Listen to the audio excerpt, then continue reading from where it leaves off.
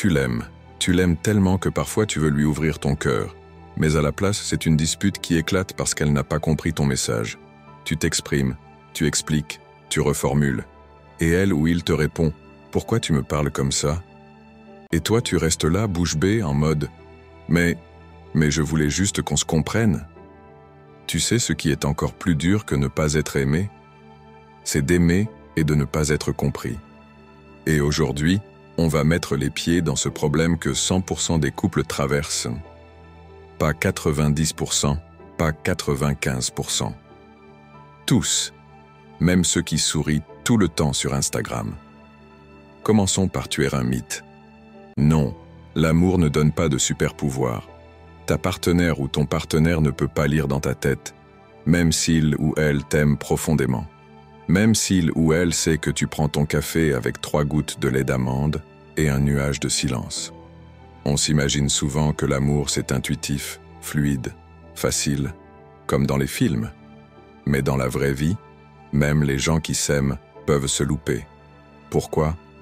Parce que chacun vient avec sa carte du monde, ses blessures, ses mots, ses silences, son histoire.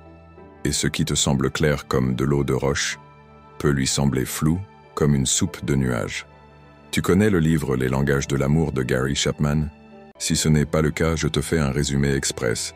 Il y a 5 manières principales de dire « je t'aime », les paroles valorisantes, les moments de qualité, les services rendus, le toucher physique, les cadeaux. Toi, peut-être que tu te sens aimé quand on te prend la main, mais lui, il te montre son amour en te réparant la chasse d'eau. Toi, tu veux parler, lui, il veut agir. Toi, tu veux qu'il t'écoute sans te couper. Lui, il veut régler le problème tout de suite, façon pompier en mission. Résultat? Frustration mutuelle.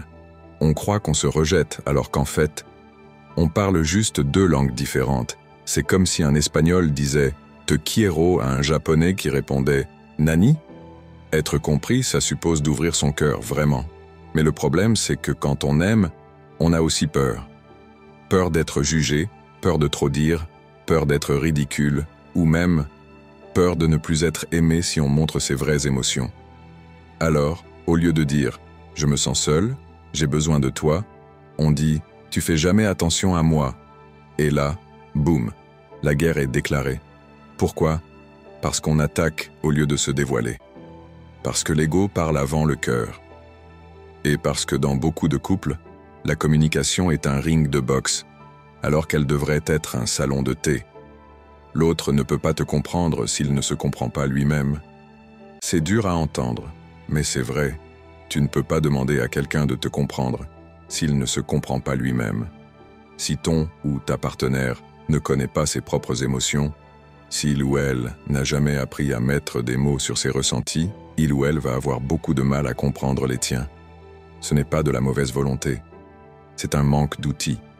Et là, au lieu de lui reprocher « tu me comprends jamais », tu peux dire « est-ce que tu veux qu'on apprenne ensemble à mieux communiquer ?» Tu sais ce que ça fait, ça? Ça crée un pont, pas un mur. La solution, communication, patience et un peu d'humour. Alors comment on fait pour se comprendre quand on s'aime? On apprend à parler en « je », pas en « tu ». Je me sens triste quand tu ne réponds pas, plutôt que « tu m'ignores tout le temps ». On vérifie qu'on a bien compris. Tu peux dire « est-ce que tu peux me redire ce que tu as compris de ce que je viens de dire ?» On choisit le bon moment pour parler. Pas quand il ou elle rentre épuisé. Pas entre la poire et le fromage. Parler d'un truc profond, c'est comme faire du jardinage. Il faut le bon terrain. Et on met un peu d'humour. Parce que parfois, au lieu de crier « tu ne m'écoutes jamais », tu peux sourire et dire « est-ce que tu veux que je répète ou tu veux qu'on mette les sous-titres ?» Ce n'est pas toi contre lui ou elle, c'est vous deux contre le malentendu. Tu sais quoi? Le vrai couple, c'est pas 2 personnes parfaites qui se comprennent sans parler. Le vrai couple, c'est 2 personnes imparfaites qui choisissent de se rejoindre malgré les incompréhensions. Alors si aujourd'hui tu te sens pas compris, ne baisse pas les bras. Commence par te poser cette question. Est-ce que je cherche à avoir raison? Ou est-ce que je cherche à créer une connexion? Parce que quand tu cherches la connexion, Tu crées un espace où l'autre peut venir te rejoindre. Et parfois, c'est là que la magie opère. Pas dans les mots parfaits, mais dans l'intention profonde d'aimer, vraiment. Si ce message t'a parlé, partage-le avec quelqu'un que tu aimes. Et rappelle-toi, l'amour, c'est pas une télépathie, c'est une conversation. Abonne-toi pour d'autres vidéos qui parlent vrai et dis-moi en commentaire, quelle est ta plus grande difficulté quand il s'agit de te faire comprendre dans ton couple? On en parle ensemble.